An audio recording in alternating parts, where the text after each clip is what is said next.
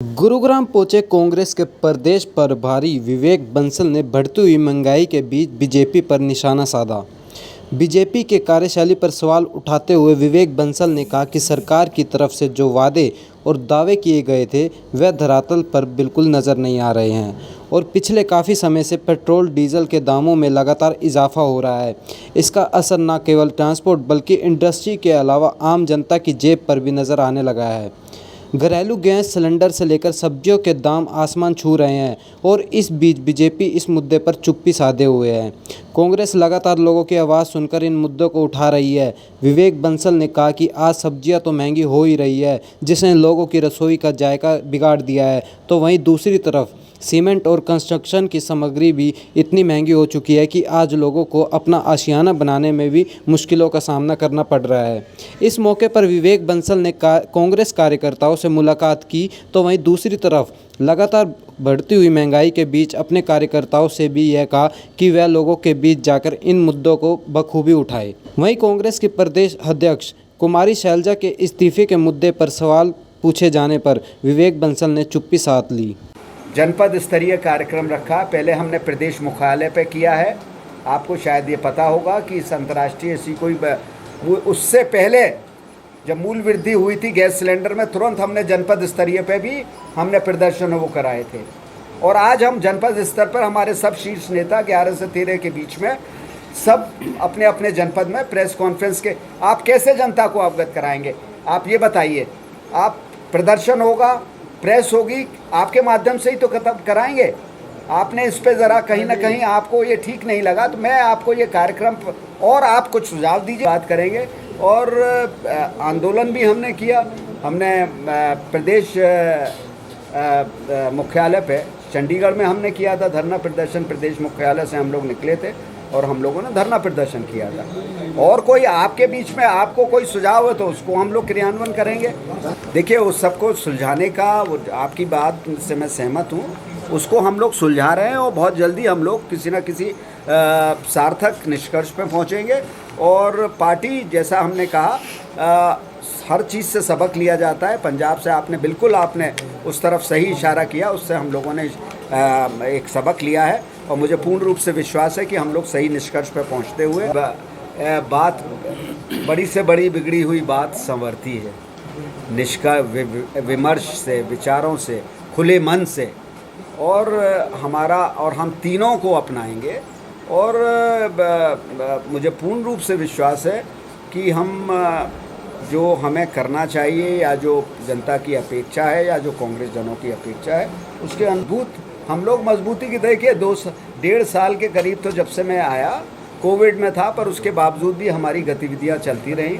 AICC के जो कार्यक्रम समय समय पर आते रहे, उनको प्रभावी रूप से हमने उनका क्रियान्वयन किया है।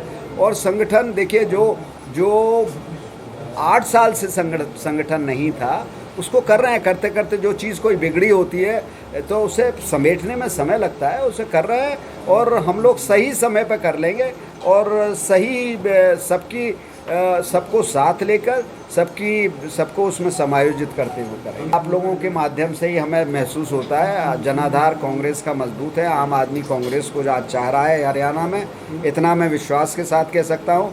और उनकी अपेक्षा में भी, पर हमको इसको लेकर कोई निश्चिंत नहीं है। हमें पूर्ण रूप से उनकी अपेक्षाओं में खरा उतरना है, संगठन को सशक्त करना है और संगठन को गतिशील करना है और एक समन्वय उसमें रखते हुए संगठन में उसको आगे बढ़ाना है, जहां हर जो हमारा कांग्रेस का नेता है, चाहे कार्यकर्ता है, उसकी भावनाएं उसमें समायोजित हों, उसको लेकर उसकी शक्ति का उसमें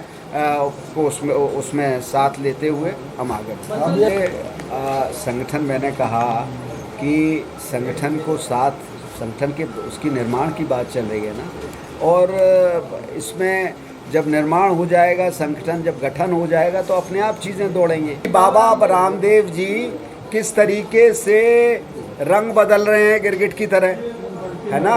पहले क्या उनकी शब्दावली थी? पहले महंगाई थी, आज महंगाई कहते हैं कि महंगाई देश के लिए कोई मायने नहीं रखती, क्योंकि वो तो उनकी कंपनी आज दिन दूनी मुनाफा कमा रही है, तो उन्हें कोई फ़र्क नहीं और उन्हें पड़ेगा भी नहीं। उन्हें क्यों पड़ेगा भाई? वो अपने प्राइवेट जेट से चलते हैं तो उन्हें क्या फ़र्क पड़ेगा?